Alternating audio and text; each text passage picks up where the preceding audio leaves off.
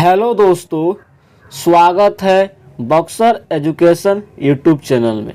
आज इस क्लास में रेलवे के महत्वपूर्ण प्रश्नों का अध्ययन करने वाले हैं जो रेलवे के एग्ज़ाम में पूछे गए हैं। दोस्तों, अगर आपको इस वीडियो का PDF लेने के लिए मेरे टेलीग्राम चैनल को अवश्य ही ज्वाइन कीजिए, जो वीडियो के डिस्क्रिप्शन में उसका लिंक दिया है। मेरे चैनल को लाइक, सब्सक्राइब और शेयर अवश्य करें। चलिए शुरू करते हैं प्रथम सवाल से। दो चालक तार A और B एक ही धातु की बनी हुई है तथा समान लंबाई की है। यदि तार B का व्यास तार A के व्यास से दोगुना है तो A का प्रतिरोध और B का प्रतिरोध का अनुपात क्या होगा। अर्थात तार A और तार B का प्रतिरोध कितना हो दोस्तों, तो इसका प्रतिरोध का अनुपात 4 होगा। Option A।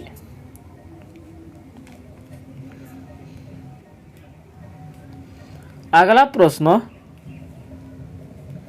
बिजली व्यवस्था की माप में समानतः उपयोग किए जाने वाले उपकरण हैं।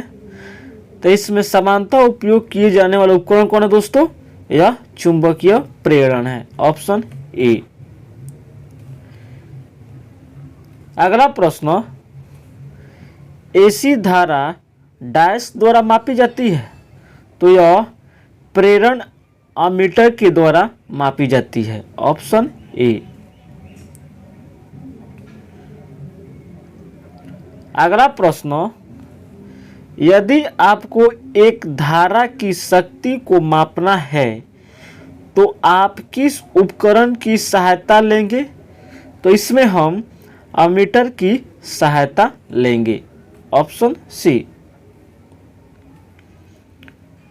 अगला प्रश्न, निम्न में से किसकी सबसे अधिक चालकता है।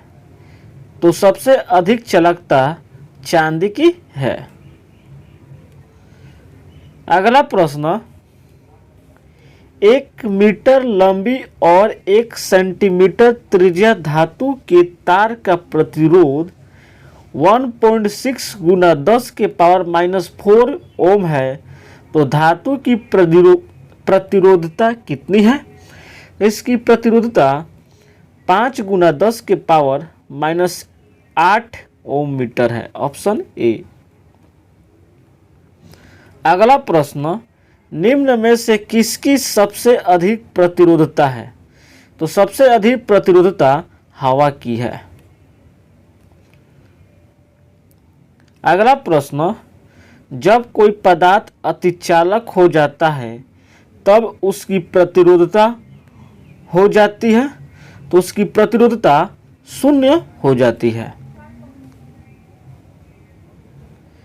अगला प्रश्न, 1 एम्पियर की एक धारा एक चालक में बाईं ओर बहती है।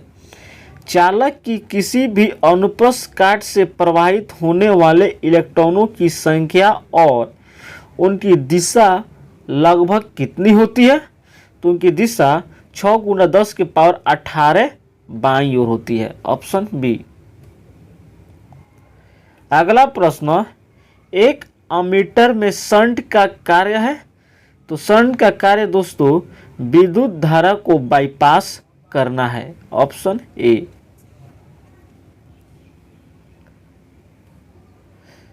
अगला प्रश्न, पूर्ण तरंग रेक्टिफायर में रिपुल गुणांक का मान कितना होता है।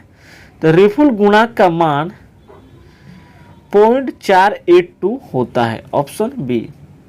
अगला प्रश्न, ट्रांजिस्टर के विभिन्न टर्मिनलों पर DC वोल्टता लगाना कहलाता है।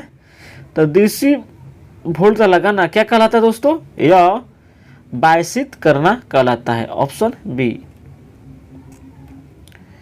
अगला प्रश्न, किसे एमीटर और वोल्ट मीटर कहा जाता है। वोल्ट मीटर के टर्मिनलों में निम्न प्रतिरोध को कहा जाता है? Option B. अगला प्रश्न, किसके द्वारा प्रतिरोध को मापा जा सकता है? तो प्रतिरोध को ओमीटर एवं प्रतिरोध सेतु के द्वारा मापा जाता है। Option C. अगला प्रश्न, निम्नलिखित में से किसे मोटर का उच्च प्रारंभिक टॉर्क होता है? तो किसका होता है? DC series motor. Option B. अगला प्रश्न, एक स्टेप ऑफ ट्रांसफर इनमें से किसकी वृद्धि करता है? तो यह वोल्टेज की वृद्धि करता है। अगला प्रश्न, सेल समानांतर जुड़े हैं, तो सेल समानांतर उपलब्ध करंट में वृद्धि करने के लिए जुड़े हैं। Option C. अगला प्रश्न, विशुद्ध प्रतिरोधक सर्किट का ऊर्जा घटक इनमें से क्या है? तो इनमें से क्या है दोस्तों? यूनिटी है। Option C. किसी ट्रांसफर की क्षमता तब अधिकतम होती है जब इसका कॉपर ह्रास आयरन ह्रास के समतुल्य होता है। ऑप्शन सी।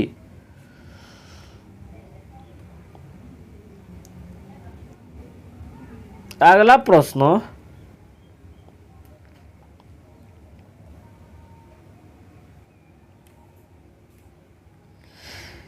दिए आकृति में D1 और D2 आदर्श डायोड हैं। विद्युत धारा I का मान क्या है दोस्तों?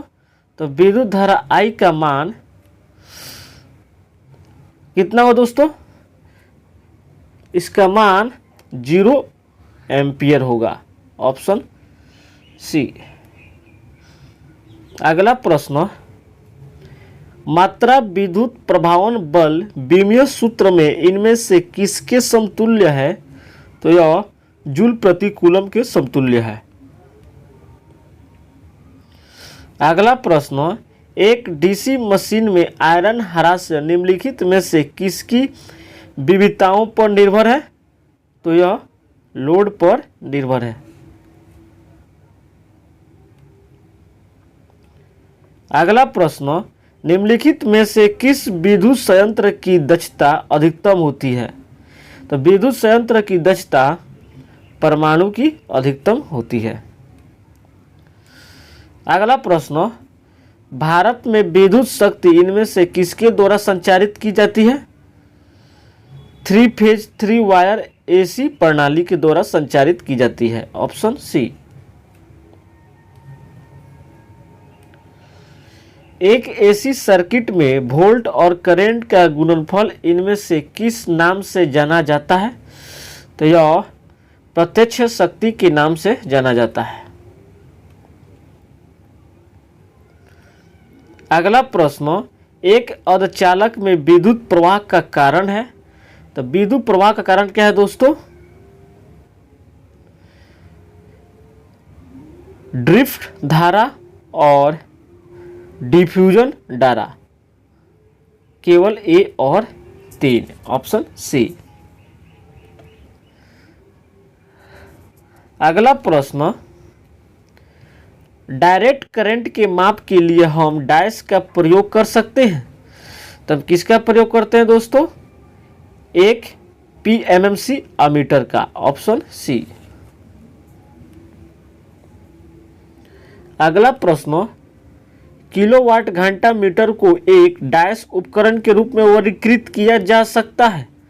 तो यह रिकॉर्डिंग के द्वारा वर्गीकृत किया जा सकता है। अगला प्रश्न, एक चालक के माध्यम से विद्युत करंट को एक बनाए रखा जाता है। संलग्न विद्युत फील्ड में इनमें से अवश्य ही क्या है दोस्तों? अवश्य वर्तमान प्रवाह के समानांतर होगी। Option C. अगला प्रश्न, एसी किसके द्वारा डीसी में परिवर्तित किया जाता है? तो यह रेक्टिफायर में। अगला प्रश्न, 440 वोल्ट की एक वितरण लाइन को इनमें से किस रूप में वर्गीकृत किया जाता है? तो इसे एलबी में वर्गीकृत किया जाता है।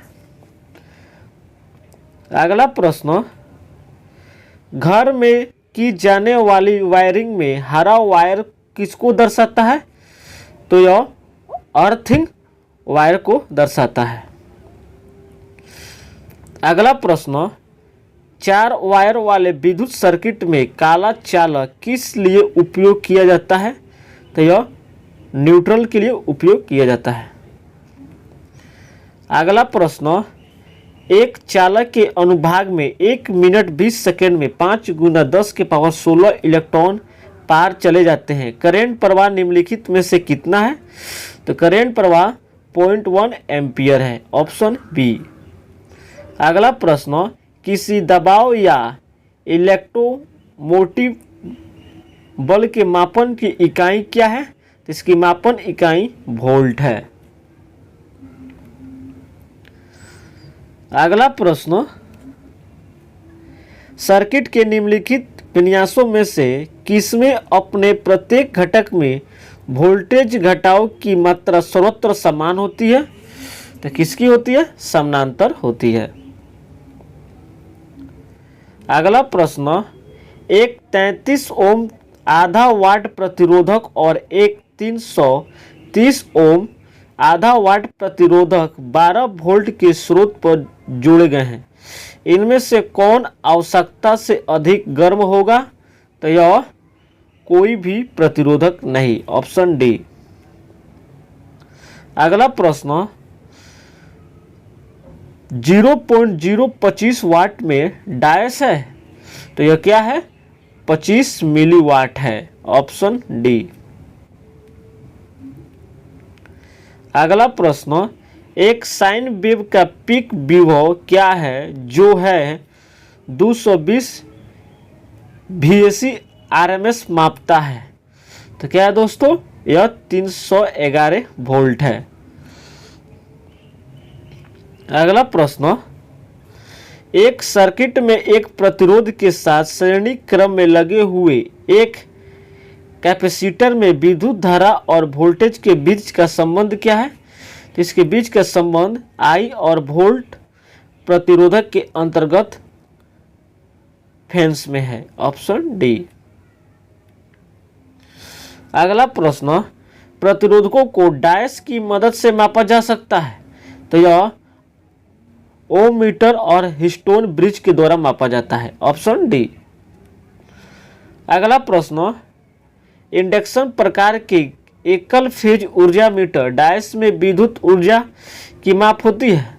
तो यह किलोवाट घंटा की होती है। अगला प्रश्न, ए और बी दो बिंदुओं के बीच 2 ओम और 3 ओम के 2 प्रतिरोधक सीरीज में जुड़े हुए हैं। 5 ओम का एक तीसरा प्रतिरोधक भी उन्हें बिंदुओं के बीच में जुड़ा हुआ है। जब ए और बी बैटरी के टर्मिनल से जुड़े जाते हैं तो 5 ओम के प्रतिरोधक में क्षय हुई शक्ति 10 वाट है। 2 ओम के प्रतिरोधक में क्षय हुई शक्ति इनमें से कितनी है? तो इनमें से 4 वाट है, ऑप्शन डी। अगला प्रश्न, एक दी गई विद्युत आपूर्ति 6 एम्पियर 3.5 घंटे तक देने में सक्षम है। इसका एम्पियर घंटा दर निर्धारण इनमें से कितना है? तो इनमें से 21 एम्पियर घंटा है, ऑप्शन सी।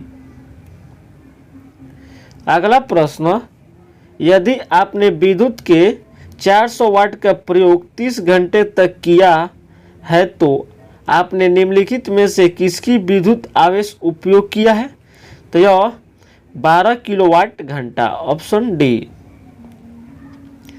अगला प्रश्न, निम्नलिखित में से किस स्थिति में HRC फ्यूज द्वारा सबसे अच्छा संरक्षण प्रदान किया जाता है? तो यह है शॉर्ट सर्किट, ऑप्शन बी। अगला प्रश्न, फ्यूज वायर संरक्षण प्रणाली समांतर निम्नलिखित के बाद प्रयोग नहीं की जाती है, तो कौन है? 100 एम्पियर। अगला प्रश्न, एक ट्रांसफर का इनमें से कौन सा 3 फेज कनेक्शन आसपास की संचार लाइनों के साथ हस्तक्षेप का कारण बनता है? तो कौन है दोस्तों? Star star, option C.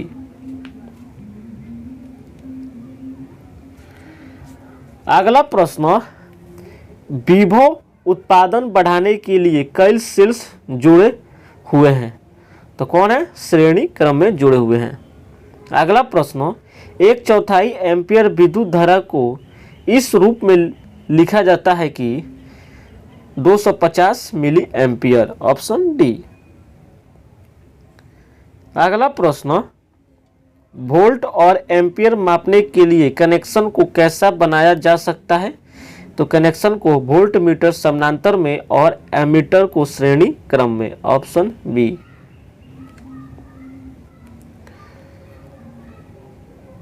अगला प्रश्न, एक विभव स्रोत और कई शाखा प्रतिरोधकों के साथ एक समानांतर सर्किट में कुल विद्युत धारा कैसे शाखा प्रतिरोधों से संबंधित है?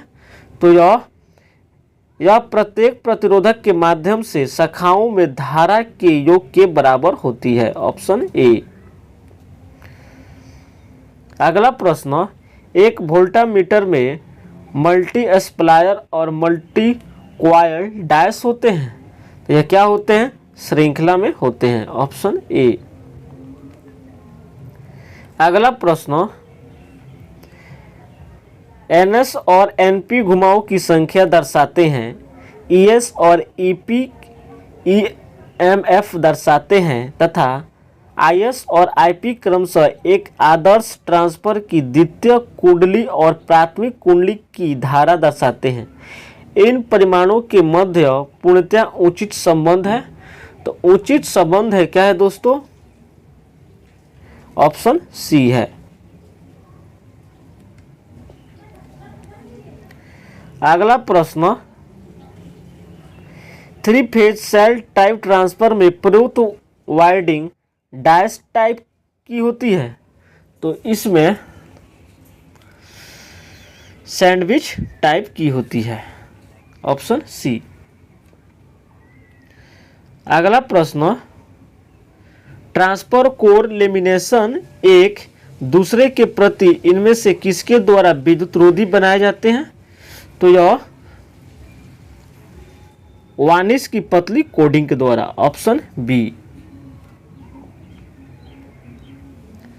अगला प्रश्न, एक ट्रांसफर के लिए केवीए की कितनी दर निर्धारण आवश्यक होती है जो 2 केवी की दैत्विक वोल्टेज के साथ 8 एम्पियर के अधिकतम लोड करंट संभाल सके? तो कौन है दोस्तों?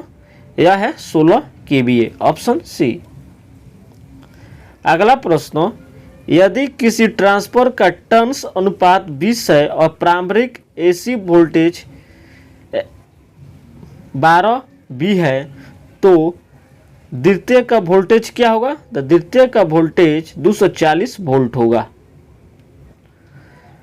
अगला प्रश्न, 2 अवरोधक अगर समानांतर स्थिति में है, अवरोधक A की क्षमता अवरोधक B की 2 गुना बराबर है, तो इसका अर्थ है कि इसका अर्थ क्या है दोस्तों? A B के प्रतिरोध के आधे के बराबर है, ऑप्शन सी।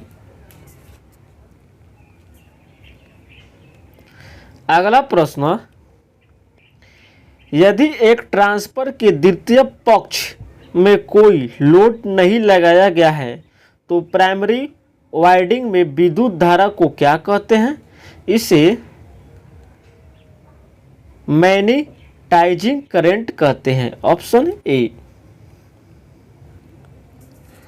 अगला प्रश्न, अनुवाद एक विद्युतीय प्रॉपर्टी है जिसका उपयोग किसका वर्णन करने के लिए किया जाता है? तो किसका वर्णन करने के लिए किया जाता है दोस्तों? यह एक कॉइल और संघात्री परिपथ की आवृत्ति विशेषता बताने के लिए किया जाता है, ऑप्शन डी। अगला प्रश्न, निम्न में से कौन सा एक एम्पलीफायर से परिलक्षित नहीं है? तो कौन नहीं है? प्रतिरोधक, ऑप्शन बी। अगला प्रश्न, एक अमीटर, एक मिली अमीटर, एक वोल्ट मीटर और एक मिली वोल्ट मीटर क्या है दोस्तों, एक मिली वोल्ट मीटर में से किन उपकरणों के युगल का प्रतिरोध क्रमशः अधिकतम और न्यूनतम होगा? तो किसका होगा? वोल्ट मीटर अमीटर का, ऑप्शन बी। अगला प्रश्न, निम्न में से कौन सी एक एम्पलीफायर की विशेषता नहीं है? तो यह है हानि है। अगला प्रश्न, जेनर डायोड किस रूप में इस्तेमाल होता है? तो यह विभव रेगुलेटरों में, ऑप्शन बी। अगला प्रश्न, प्रेषित संकेतों में जानकारी प्राप्त करना डायोड की एक महत्वपूर्ण विशेषता है जिसे क्या कहते हैं? उसे डीमॉड्यूलेशन कहते हैं, ऑप्शन डी। अगला प्रश्न, विद्युत धारा के ताप प्रभाव का उपयोग किया जाता है? तो यह अमीटर और वोल्ट मीटर में, ऑप्शन सी। अगला प्रश्न, वह यंत्र जो घरेलू वायरिंग के इंसुलिन की जांच के लिए इस्तेमाल किया जाता है वह क्या है? मेगर है, ऑप्शन ए। अगला प्रश्न, इन उपकरणों में से कौन सबसे अधिक बिजली की खपत करता है? तो यह गर्म तार है। अगला प्रश्न, निम्नलिखित कथनों में से कौन सा कथन सही है? तो सही कथन कौन है दोस्तों? एक सेल का आंतरिक प्रतिरोध उसके इलेक्ट्रोडों के बीच की दूरी पर निर्भर करता है, ऑप्शन बी। अगला प्रश्न,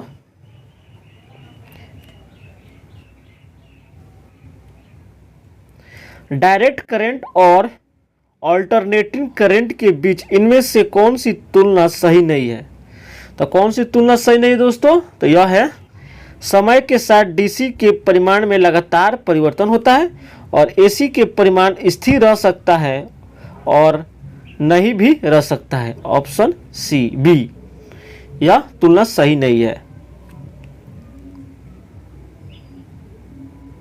अगला प्रश्न, धातु से बने बिजली के उपकरण प्रयोग करते समय बिजली के झटके से बचने के लिए एक सुरक्षात्मक उपाय है। सर्किट में निम्नलिखित में से एक वायर होना चाहिए। तो वायर अर्थ वायर होना चाहिए। अगला प्रश्न, विद्युत स्विच की मरम्मत करते समय इलेक्ट्रीशियन को रबड़ के दस्ताने क्यों पहनने चाहिए? तो क्यों पहनने चाहिए दोस्तों? बिजली के झटके से बचने के लिए, ऑप्शन बी। अगला प्रश्न, एक विद्युत उपकरण में व्यय होने वाली विद्युत ऊर्जा किन दो कारकों पर निर्भर करती है? तो यह उपकरण की शक्ति रेटिंग और इसके उपयोग समय पर, ऑप्शन सी। अगला प्रश्न, विभवांतर को स्थिर रखते हुए एक परिपथ का प्रतिरोध आधा कर दिया जाए तो धारा पर क्या प्रभाव होगा? तो धारा पर दोगुनी हो जाएगी। अगला प्रश्न, इनमें से किसका उपयोग परिपथ को विच्छेदित या विद्युत परिपथ को बंद करने के लिए किया जाता है? तो कौन है? स्विच। अगला प्रश्न, निम्नलिखित में से कौन सा नियम यह दर्शाता है कि स्थिर ताप पर किसी धातु के तार से बहने वाली विद्युत धारा I उनके सिरों के बीच विभवांतर V के अनुक्रमानुपाती होती है? तो कौन? ओम का नियम, ऑप्शन ए। अगला प्रश्न, ऋणात्मक आवेशित आयन को क्या कहा जाता है? उसे ऋणात्मक कहते हैं। अगला प्रश्न, पानी में निर्मित अम्लीय विलयन में विद्युत प्रवाहित होती है क्योंकि इनमें डायस उत्पन्न हो जाते हैं। तो इनमें हाइड्रोजन आयन उत्पन्न होते हैं। अगला प्रश्न, यदि किसी चालक के सिरों के बीच के विभवांतर को आधा कर दिया जाए तो इसमें बहने वाली धारा पर क्या प्रभाव होगा? तो बहने वाली धारा आधी हो जाएगी। अगला प्रश्न, 12 वोल्ट विभवांतर वाले दो बिंदुओं के बीच एक 2 कूलम आवेश को स्थानांतरित करने में किया गया कार्य कितना होगा? तो किया गया कार्य 24 जूल होगा। अगला प्रश्न, विद्युत बल्ब पर प्रदर्शित विद्युत की रेटिंग 100 वाट का क्या मतलब है? तो 100 वाट का मतलब क्या है दोस्तों? बल्ब प्रति सेकेंड 100 जूल विद्युत ऊर्जा व्यय करता है, ऑप्शन ए। अगला प्रश्न, विद्युत धारा का एक सतत और बंद मार्ग क्या कहलाता है? तो यह विद्युत परिपथ कहलाता है। अगला प्रश्न, यदि एक परिपथ में किसी बिंदु से 1 सेकंड में 20 कूलम आवेश गुजरता है तो उसमें प्रवाहित धारा का मान ज्ञात कीजिए। तो प्रवाहित धारा का मान क्या हो दोस्तों, वह 20 एम्पियर होगा। अगला प्रश्न, 3 ओम के प्रतिरोध के सिरों के बीच का विभवांतर 6 वोल्ट है तो प्रतिरोध में बहने वाली धारा का मान क्या होगा। तो प्रतिरोध में बढ़ने वाली धारा 2 एम्पियर का होगा।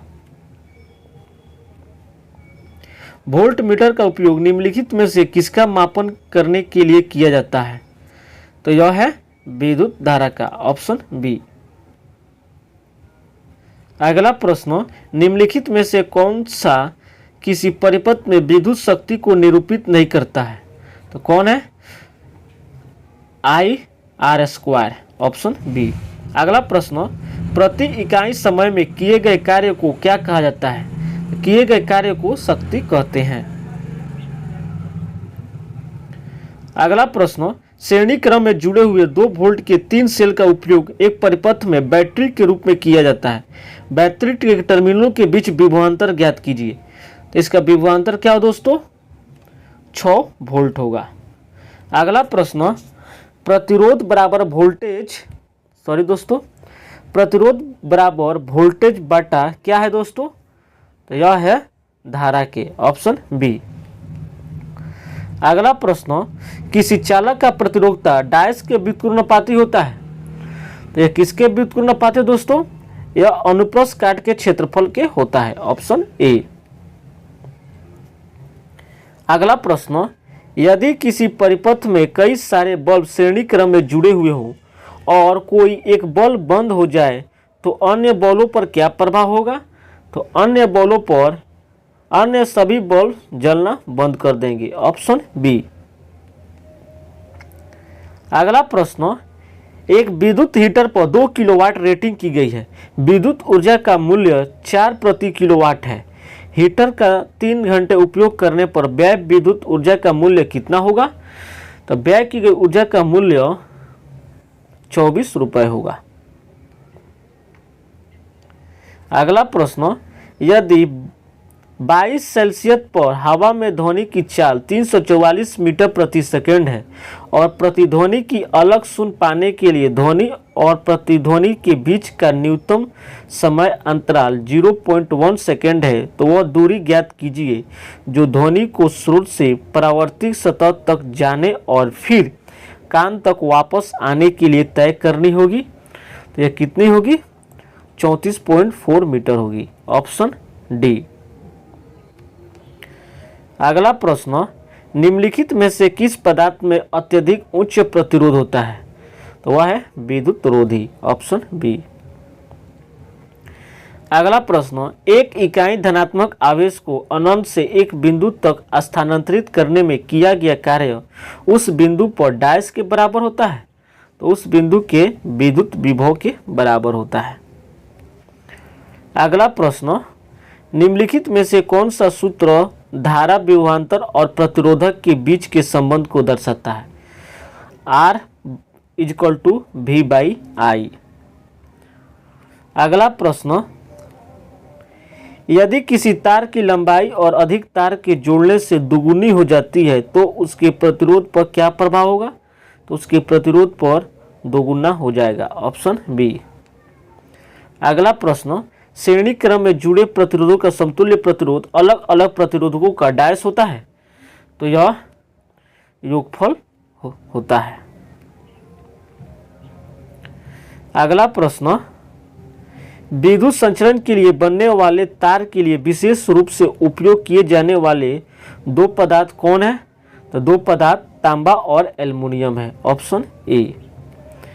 अगला प्रश्न, किसी परिपथ में प्रयुक्त उस परिवर्ती प्रतिरोध को क्या कहा जाता है जो प्रतिरोध की एक लंबी कुंडली पर गतिशील संपर्क द्वारा संचालित होती है। तो क्या कहलाता है, रियोस्टेट कहलाता है, ऑप्शन ए। अगला प्रश्न, इनमें से कौन विभवांतर के समानुपाती होता है। तो विभवांतर के समानुपाती धारा होता है। अगला प्रश्न, तार और अन्य प्रतिरोध स्विच एक सेल के टर्मिनलों से मिलकर बने एक सतत धारावाही मार्ग जिससे होकर धारा प्रवाहित होती है उसको क्या कहा जाता है? तो उसको परिपथ कहा जाता है। अगला प्रश्न, समानांतर क्रम में जुड़े प्रतिरोधकों के समतुल्य प्रतिरोधों का व्युत्क्रम अलग अलग के व्युत्क्रम के डैश के बराबर होता है? तो यह योगफल के बराबर होता है। अगला प्रश्न, निम्नलिखित में से कौन सा विद्युत का सुचालक है? तांबा। अगला प्रश्न, किसी तार से 10 एम्पीयर की धारा बहती है जिसके सिरों के बीच का विभवांतर 3 वोल्ट है, तो तार के प्रतिरोध की गणना करें। तो तार के प्रतिरोध की गणना 0.3 ओम है। अगला प्रश्न, निम्नलिखित में से किन दो तरीकों से प्रतिरोधकों को जोड़ा जा सकता है? तो वह है श्रेणी और समानांतर क्रम में। अगला प्रश्न, निम्न में से कौन सा उपकरण उच्च प्रतिरोध के साथ नाइक्रोम कांस्टेंट मैग्नीज जैसे मिश्रित धातुओं से बना है? तो यह कौन है दोस्तों? यह प्रतिरोधक है। अगला प्रश्न, विशिष्ट प्रतिरोध का व्युत्क्रम क्या कहलाता है? तो यह विशिष्ट चालकता कहलाता है। अगला प्रश्न, पृथ्वी और बादलों अथवा बादलों की विभिन्न सतहों के बीच विद्युत विसर्जन की प्रक्रिया के कारण होती है? तो यह आकाशीय विद्युत तड़ित होती है। Option D. अगला प्रश्न, डैश नियत विभव वाला एक ऐसा तरल है जिसके प्रत्येक बिंदु पर विभव का मान नियत होता है, तो वह क्या है? समविभव तल है। Option D. अगला प्रश्न, डायोड में डैश उसके वोल्टेज और विद्युत धारा में हुए सूक्ष्म परिवर्तन का अनुपात है, तो क्या है? गतिक प्रतिरोधक। Option D. अगला प्रश्न, निम्नलिखित में से कौन सा सबसे कमजोर विद्युत चालक है? तो सबसे कमजोर विद्युत चालक बैकलाइट है। Option A. अगला प्रश्न, आशुतोष जल का विद्युत का डैश है, तो यह क्या है दोस्तों? यह कुचालक है। अगला प्रश्न, विद्युत क्षेत्र का मान किसके बराबर होता है? तो यह विद्युत फ्लक्स के बराबर होता है। अगला प्रश्न, 12 वोल्ट की बैटरी में संयोजित एक बल्ब 5 एम्पीयर की धारा लेता है, तो बल्ब की शक्ति डैश होगी? तो बल्ब की शक्ति 60 वाट होगी। अगला प्रश्न, यदि किसी हीटर में गुजरने वाली धारा को प्रतिरोध और धारा प्रवाह के समय को अपरिवर्तित रखते हुए 3 गुना कर दिया जाए तो उत्पन्न ऊष्मा डैश हो जाएगा? तो उत्पन्न ऊष्मा 9 गुनी हो जाएगी। अगला प्रश्न, 2 एक समान बल्ब 4 वोल्ट की एक बैटरी के साथ समानांतर क्रम में संयोजित है। यदि परिपथ में प्रवाहित धारा 0.2 एम्पीयर है तो बैटरी 6 शक्ति डैश है? तो बैटरी 6 शक्ति क्या है दोस्तों? 0.8 वाट की है। अगला प्रश्न, 2 एक समान प्रतिरोध 6 वोल्ट की बैटरी के साथ समानांतर क्रम में संयोजित है। परिपथ में क्षय हुई कुल शक्ति 12 वाट है, तो प्रत्येक प्रतिरोध में धारा डैश होगी? तो प्रत्येक प्रतिरोध में धारा 1 एम्पीयर की होगी। धन्यवाद दोस्तों। मेरे चैनल को लाइक, सब्सक्राइब और शेयर अवश्य करें। अगर आपको इस वीडियो का PDF लेने के लिए मेरे टेलीग्राम चैनल को ज्वाइन कीजिए।